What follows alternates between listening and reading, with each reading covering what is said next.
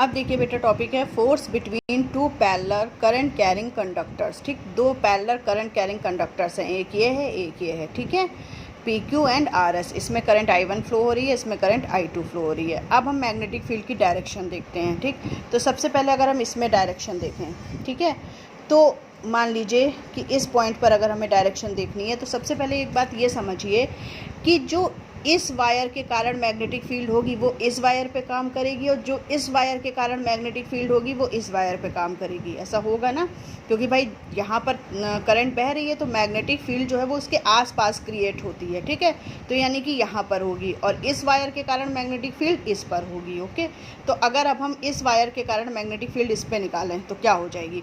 Current हमारी I2 ऊपर की तरफ है और इस पॉइंट पर हम मैग्नेटिक फील्ड निकाल लें तो देखो, ये हमने राइट हैंड का रूल बताया था। ये करंट अंगूठा देखो ऊपर की तरफ है, उंगलियां हमारी पॉइंट की तरफ हैं, जिस पॉइंट पर हमको मैग्नेटिक फील्ड फाइंड आउट करनी है यहाँ पर करनी है। ठीक है, तो हथेली हमारी मैग्नेटिक फील्ड बताती है, हथेली हमारी कहाँ है? ऊपर की तरफ। ठीक, तो ऊपर जब मैग्नेटिक फील्ड होती है तो हम सिंबल दिखाते हैं डॉट, है ना। तो इस वायर पे जो मैग्नेटिक फील्ड होगी वो ऊपर की तरफ होगी, तो हमने इसको डॉट करके दिखा दिया।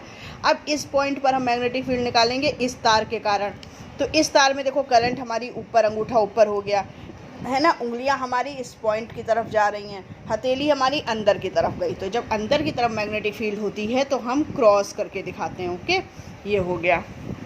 इन दोनों कंडक्टर के बीच की डिस्टेंस स्मॉल r है। ओके, फोर्स इसके द्वारा फोर्स इस पे लगेगा, इसके द्वारा फोर्स इस पे F लगेगा। ओके, अब देखो, suppose the wires PQ and RS are in distance r meter apart and carry currents I1 and I2.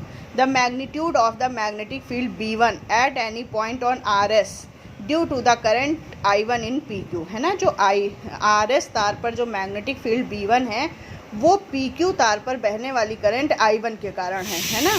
तो B1 बराबर क्या हो जाएगा? और करंट लॉन्ग वायर के कारण जो मैग्नेटिक फील्ड होती है वो हम प्रूफ कर चुके हैं बायो-सेवर्ट लॉ से। क्या होती है?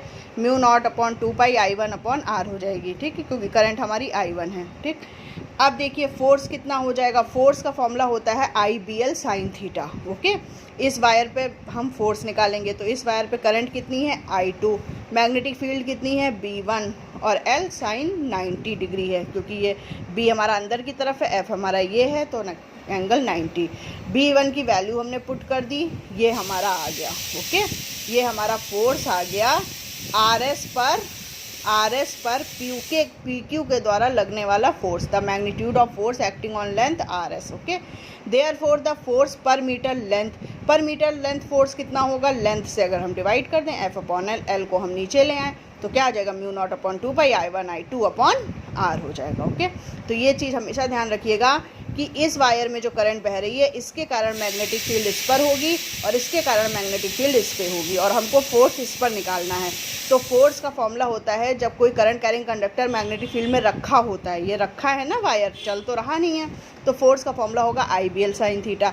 अब इस तार में करंट कितनी है? I2, मैग्नेटिक फील्ड कितनी है? B1, और लेंथ करंट कैरिंग कंडक्टर की कितनी है? L, तो क्या हो जाएगा? I2 B1 L sin 90। Okay, उसके बाद डेफिनेशन ऑफ एम्पियर है। 1 ampere is the current which when flowing in each of 2 infinitely long parallel conductors 1 metre apart in vacuum.